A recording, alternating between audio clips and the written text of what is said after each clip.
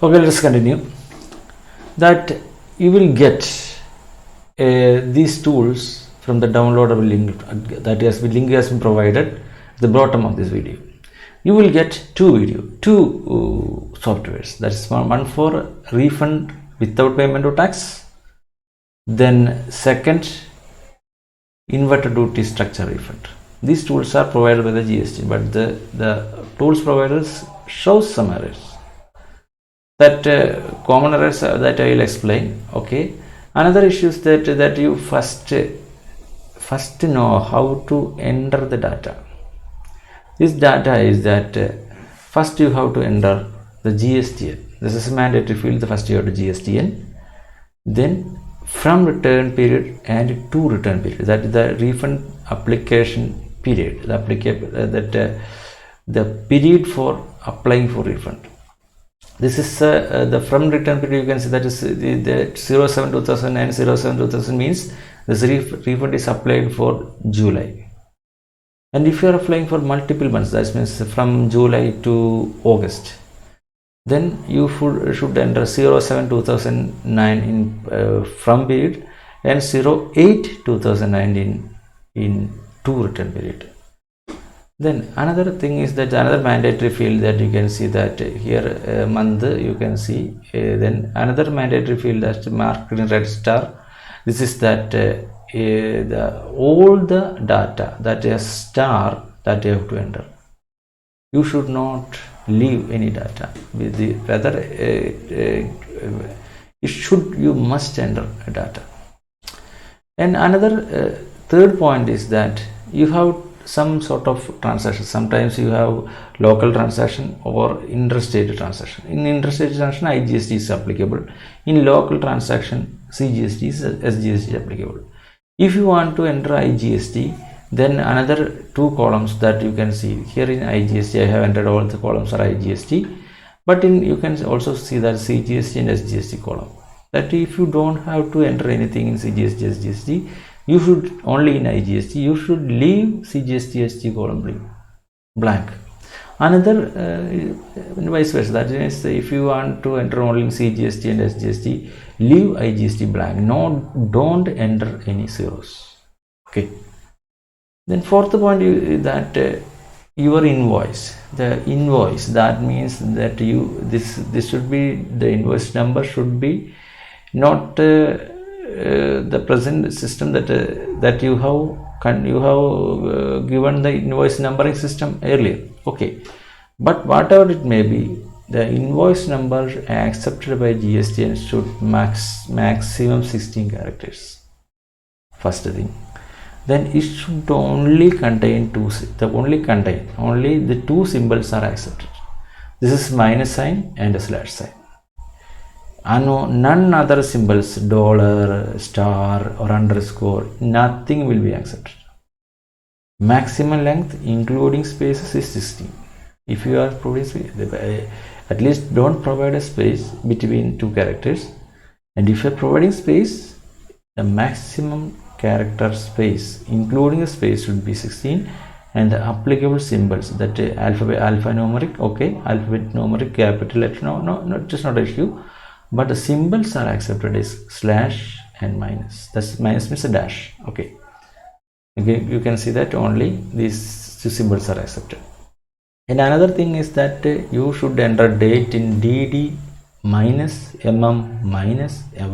format.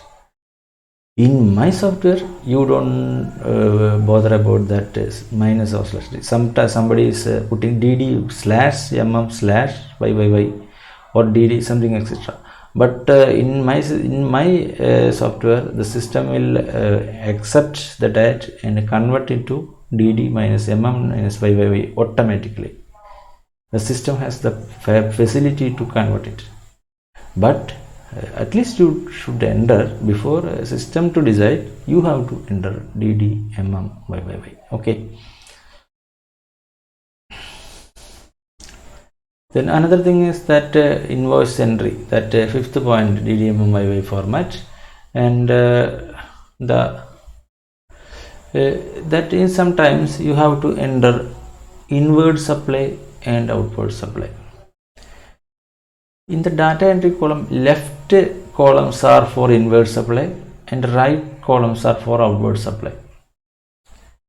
For example, if you have 100 rows for inward supply in left side and 110 rows for outward supplies, but you should remember that serial number should be unique and it should be numbered from 1 to 110, not up to 100. That even though you have 100 entries in inward supply, you should enter the in serial number up to 110. That means the 110 you have to enter in outward supply. Then you have to enter the serial number, the extreme left column, up to 110. That's another thing that you have to mention. That is the example, that some examples are also given. You can see that it is self-explanatory, that I will earlier said it is self-explanatory help file. And that another major change that GST has changed is that sometimes you have to enter outward supply. Outward supply means B2B supply you have to enter. Some in inverted duty structure you have to enter the outward supply. That's right. In inverted duty structure you have to enter the outward supply. But in outward supply, B2B supply, every entry should be in the offline tool. But in the case of B2C supply, that means the unregistered business to unregistered supply, B2C supply should be consolidated in a single entry, not multiple entry. Multiple entry definitely make some errors. That is common portal will make its error. That you should understand some error that they definitely the system will show error. So you should mention, and that is only single B2C entry is applicable. Only one B2C entry is applicable for inverted duty structure. Then another thing is that you should everything know that the invoice number must be unique. Invoice number should not be repeated. For that means if you enter 5 in first column, you should not enter 5 in second column. But in purchase list it will be accepted. But even though in some issues some purchase list also showing some errors, therefore you should put some marks, that means some INV or IN before entering the invoice number. In the outward supply you should enter only unique number. Even though different rate of structure, then you should enter single entry for single invoice number. Don't repeat an invoice number in an entry. Another major issue. These are one of the major issues that arise in inverted duty structure. In export refund also, that issue should not enter B2C in multiple entries, and also B2C in multiple entries. Also invoice number must be unique. That you should not enter multiple invoice number. Then first click validate button, then create upload file. These links are provided and my email address is here, and you should download the links. These links I will provide at the bottom of this video, and you should do very best and be successful. That everything that every entry, that JSON file, that everything know how to generate a JSON file. That most of them are doubtful that how to enter the data. That some examples are given in offline tool also, and please don't forget to subscribe my channel. Then more and more videos and software tools I will try, and more and software self-explanatory examples that I will provide through this website. Okay, thank you.